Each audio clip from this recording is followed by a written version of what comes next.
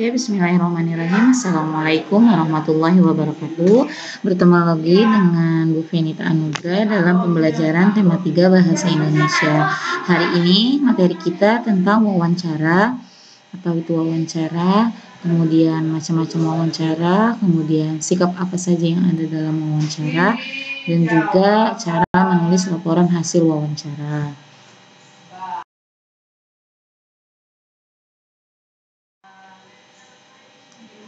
Oke, yang pertama yaitu pengertian wawancara.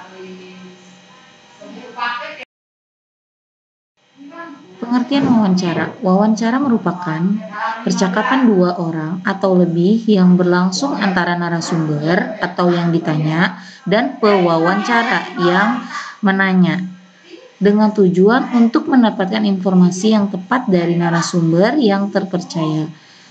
Di sini ada contoh, bisa kalian lihat. Apabila di sini belum jelas, kalian bisa lihat di buku paket tema 3 halaman 28. Ya, di sini ada percakapan antara Rian dan Pak Harun, di mana Rian menjadi pewawancara atau yang menanyakan, sedangkan Pak Harun sebagai narasumber atau yang ditanya.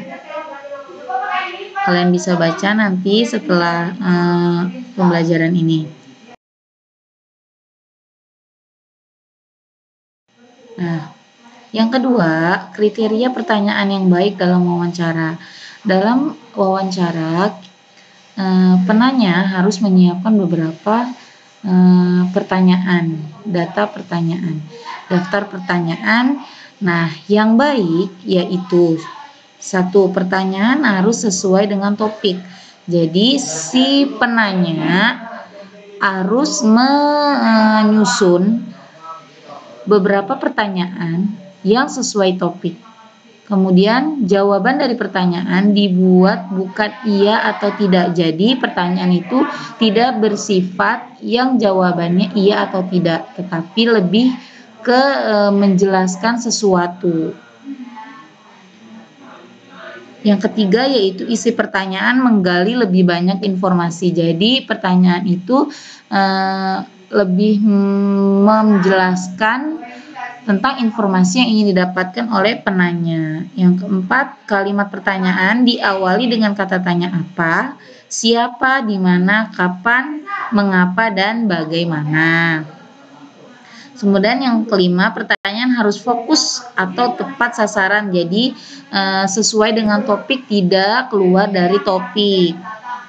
Yang keenam, pertanyaan menggunakan bahasa yang baik dan benar serta sopan.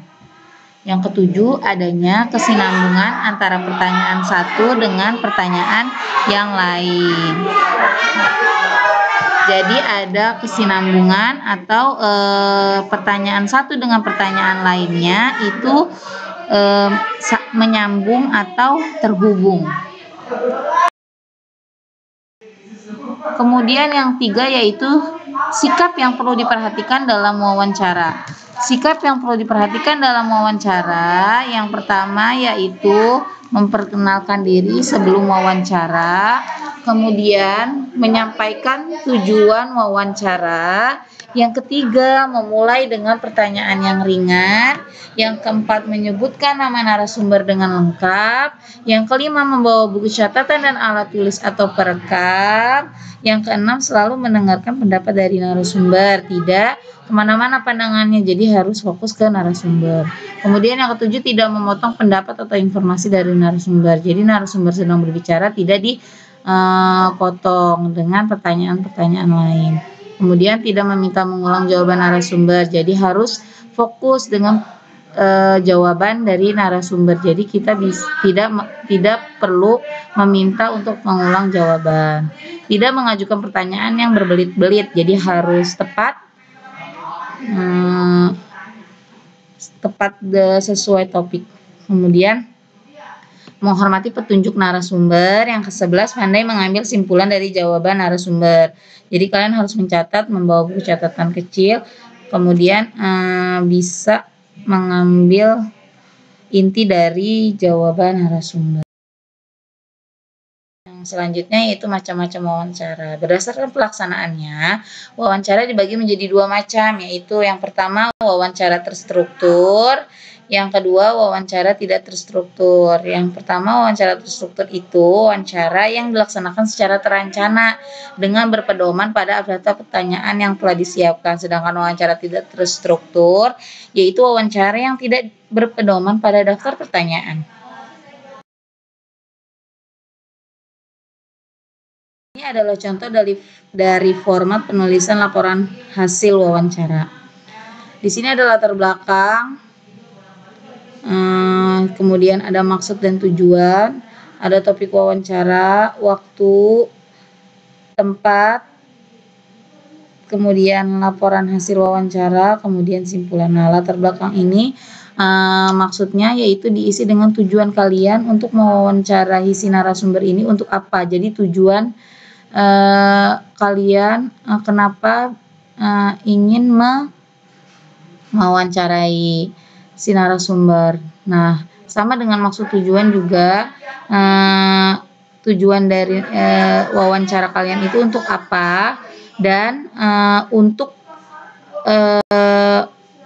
misalnya untuk memenuhi tugas bahasa Indonesia atau memenuhi tugas yang lainnya, atau untuk membuat informasi atau membuat majalah dinding dan lain sebagainya. Itu adalah maksud tujuan.